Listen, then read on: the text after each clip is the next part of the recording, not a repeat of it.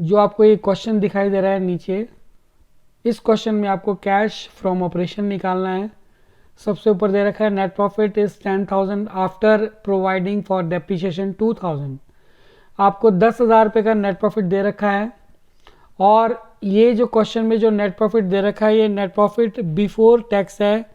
वो इसलिए क्योंकि इन आइटम में से एक भी आइटम क्वेश्चन में नहीं दे रखा, क्योंकि इनमें से एक भी आइटम क्वेश्चन में नहीं दे रखा, तो आप इस नेट प्रॉफिट को नेट प्रॉफिट बिफोर टैक्स मानेंगे।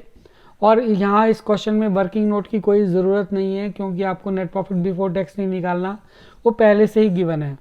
तो नेट प्रॉफिट बिफोर टैक्स 10,000 रुपये का यहाँ पे गिवन है।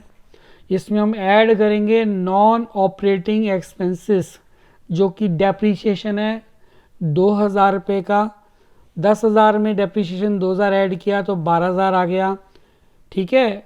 और इस क्वेश्चन के अंदर कोई भी नॉन ऑपरेटिंग इनकम नहीं दे रखी, तो अगर आपको क्वेश्चन में नॉन ऑपरेटिंग इनकम नहीं दी हुई है तो आप उस स्टेप को इग्नोर कर दीजिएगा और अगले स्टेप में बढ़ जाइएगा।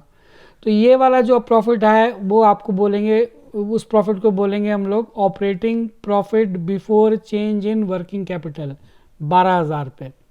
10 में 2 ऐड किया, 12,000 रुपये, ये आपका operating profit before change in working capital हो गया। इसके बाद आप ऐड करेंगे इसमें increase in current liability and decrease in current assets फॉर्मूले के हिसाब से।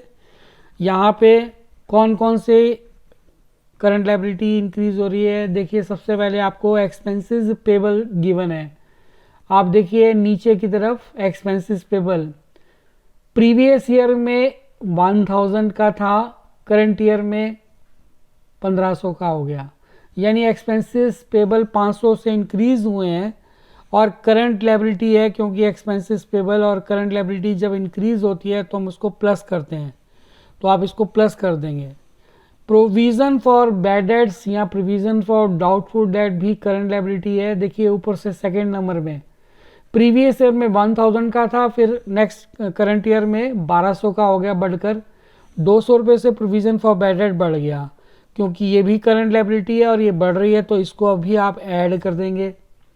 इसके बाद नेक्स्ट ट्रेड पेबल भी करंट लायबिलिटी होती है।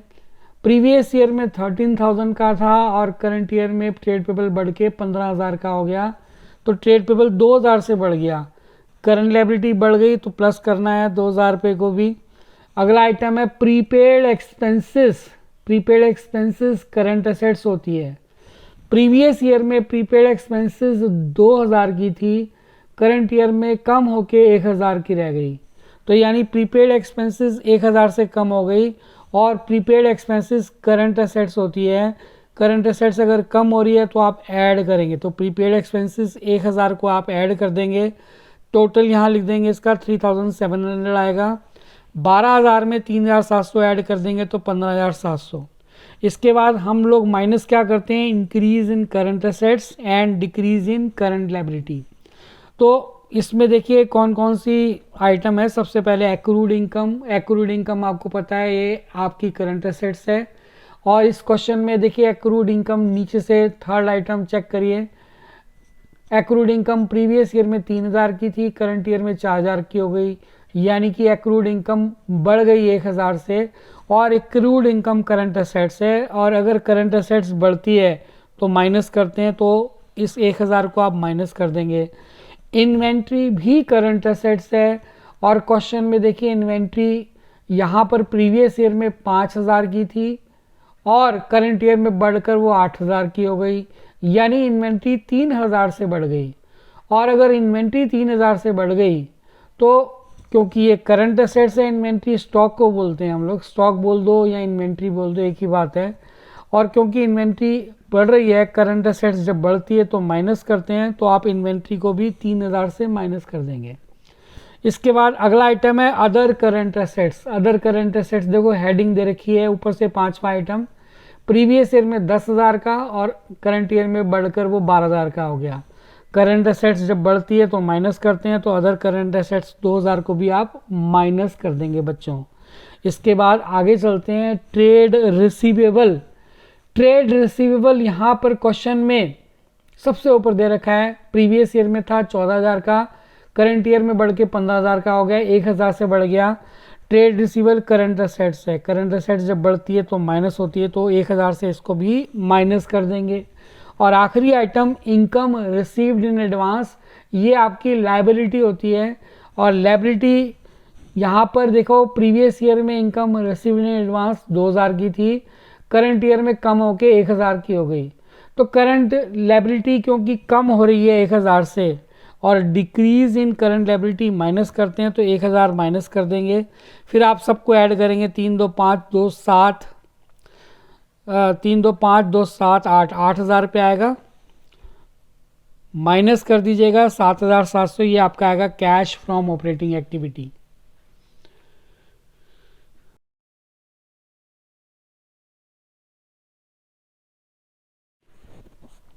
देखिए आपको नीचे जो क्वेश्चन दिखाई दे रहा है, इस क्वेश्चन में आपको कैश फ्रॉम ऑपरेटिंग एक्टिविटी निकालना है। और सबसे पहले हम इस क्वेश्चन में लेंगे नेट प्रॉफिट, जो कि 1 लाख है।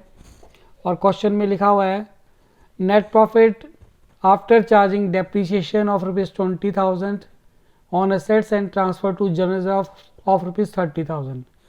अब इस क्वेश्चन में जो नेट प्रॉफिट दे रखा है 1 लाख रुपए, ये नेट प्रॉफिट आफ्टर टैक्स है।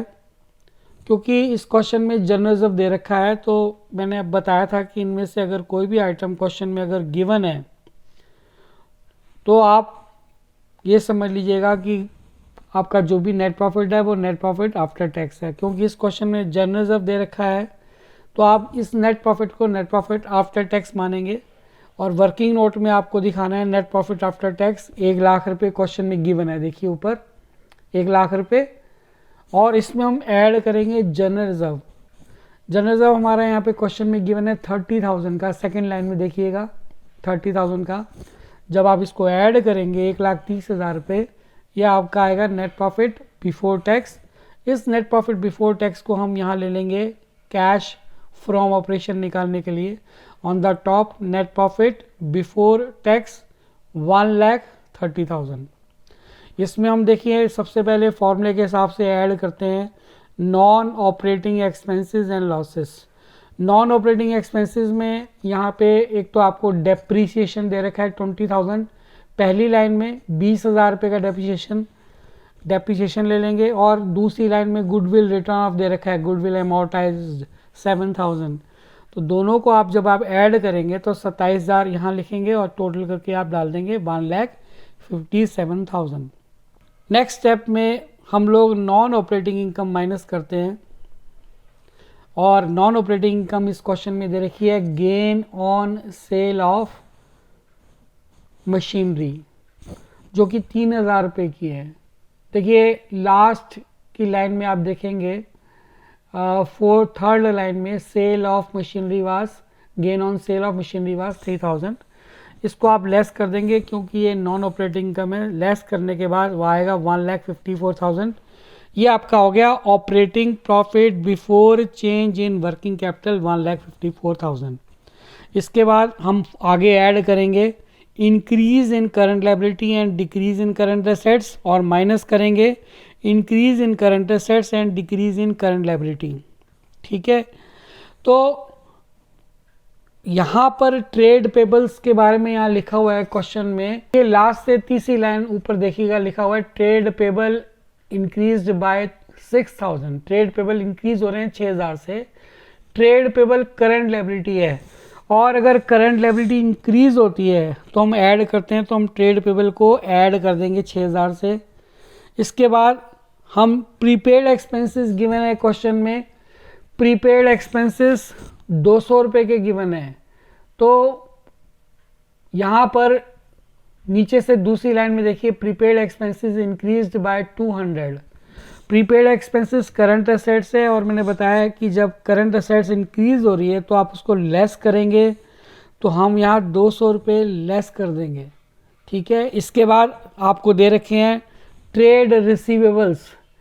ट्रेड रिसीवेबल्स 3,000 रुपये के दे रखे हैं, और ट्रेड रिसीवेबल हमारी करंट असेट्स होती है। और यहाँ लिखा हुआ है नीचे से ऊपर देखेंगे थर्ड लाइन में, तो trade receivable is increased by 3,000। Trade receivable जो है 3,000 से बढ़ गए।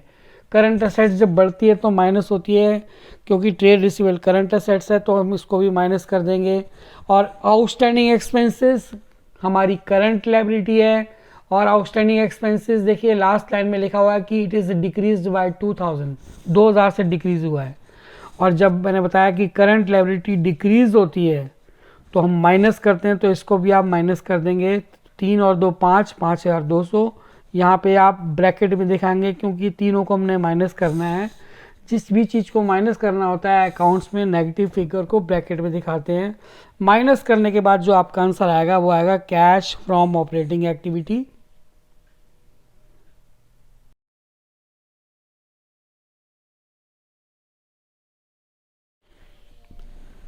बच्चों आपके सामने जो ये नेक्स्ट क्वेश्चन दे रखा है, इसमें आपको कैश फ्रॉम ऑपरेटिंग एक्टिविटी निकालनी है। सबसे ऊपर आपको दे रखा है नेट प्रॉफिट 7 लाख रुपए का, लेकिन ये क्लियरली बता नहीं रखा कि ये नेट प्रॉफिट आफ्टर टैक्स है या बिफोर टैक्स है। तो हम कैसे पहचानते हैं, मैंने आपको पहले भी बताया कि अगर इन 7 आइटम में से एक भी आइटम क्वेश्चन में दिया हुआ है तो जो भी नेट प्रॉफिट होगा वो नेट प्रॉफिट आफ्टर टैक्स माना जाएगा। क्योंकि इस क्वेश्चन में इनमें से जनरल रिजर्व दे रखा है तो आप इस प्रॉफिट को नेट प्रॉफिट आफ्टर टैक्स मानेंगे। 7 लाख रुपए आप वर्किंग नोट में शो करेंगे, प्लस करेंगे इसमें जनरल रिजर्व जो कि 60,000 है, क्वेश्चन में गिवन है। ऐड करने के बाद आएगा नेट प्रॉफिट बिफोर टैक्स। इस नेट प्रॉफिट बिफोर टैक्स को हम यहाँ लेंगे 7,60,000 रुपये। फॉर्मूले के हिसाब से सबसे पहले हम इसमें ऐड करते हैं नॉन ऑपरेटिंग एक्सपेंसेस या नॉन ट्रेडिंग एक्सपेंसेस या नॉन फंड चार्जेस। ये ऐड करेंगे। इस क्वेश्चन में 2 नॉन ऑपरेटिंग एक्सपेंसेस दे रखे हैं।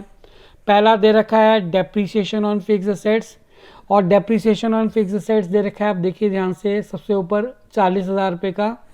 दूसरे नंबर पे दे रखा है एमोर्टाइजेशन ऑफ गुडविल, 20,000 का दे रखा है, वो भी ऐड करेंगे। 40 और 20 60,000, 7,60,000 में 60,000 ऐड करिए, 8,20,000 ऐड करने के बाद अब हम माइनस करेंगे इसमें non operating income. Non operating income, यहाँ पे एक ही इनकम जो है नॉन ऑपरेटिंग इनकम दे रखी है, gain on sale of land, 90,000 दे रखा है, माइनस करना है।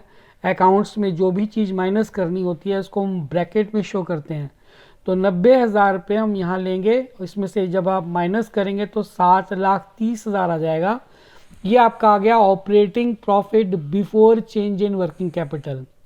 अब आप फॉर्मूले के हिसाब से ऐड करेंगे इसमें increase in current liability and decrease in current assets. तो देखिए यहाँ पर क्योंकि प्रीपेड एक्सपेंसेस दे रखा है क्वेश्चन में, प्रीपेड एक्सपेंसेस आपका प्रीवियस ईयर में या बिगिनिंग ऑफ द ईयर में ओपनिंग बैलेंस इसका था 18,000, एंड ऑफ द ईयर में 10,000 का हो गया, तो इसका मतलब ये डिक्रीज हुआ है। प्रीपेड एक्सपेंसेस हमारी करंट एसेट्स होती है, करंट एसेट्स जब डिक्रीज होती है तो आप इसको ऐड करते हैं, तो इसीलिए हमने प्रीपेड एक्सपेंसेस को ऐड कर लिया 8,000 से, क्योंकि पहले वो बिगिनिंग में 18,000 की थी, अब एंड में प्रीपेड एक्सपेंसेस 10,000 के हो गए, तो 8,000 से डिक्रीज हो गए, तो 8,000 हमने ऐड कर दिया। 8,000 हम यहाँ लेंगे, इसको ऐड करके आएगा 7,38,000। दूसरा इसमें हम माइनस करते हैं increase in current assets and decrease in current liability. अब यहाँ पर सबसे पहले टॉप पे देखिए आप ट्रेड पेबल दे रखा है प्रीवियस ईयर में 75,000 का, या बिगिनिंग ऑफ द ईयर में ओपनिंग बैलेंस 75,000 का, एंड में बैलेंस रह गया 50,000 का, तो 25,000 से ट्रेड पेबल कम हो गए। ट्रेड पेबल कम करंट लायबिलिटी होती हैं, और जब करंट लायबिलिटी कम होती है तो हम उसको माइनस करते हैं, तो हमने इसको माइनस कर दिया। अकाउंट्स में इसको नेगेटिव फिगर को ब्रैकेट में दिखाया जाता है।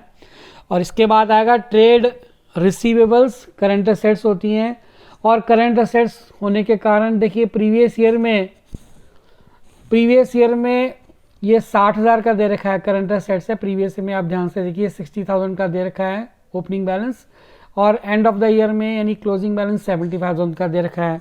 तो 15,000 से ट्रेड रिसीवेबल इंक्रीज हो रहे हैं, करंट एसेट्स है ट्रेड रिसीवेबल, और जब करंट एसेट्स इंक्रीज होती है तो माइनस होता है, तो 15,000 माइनस कर देंगे, तो 25 और 15 कितना हो गया 40,000। तो 7,38,000 में से 40,000 आप माइनस कर दीजिएगा, तो जो आपके सामने आंसर आएगा 6,98,000, 6,98,000, ये हो जाएगा कैश फ्रॉम ऑपरेटिंग एक्टिविटी।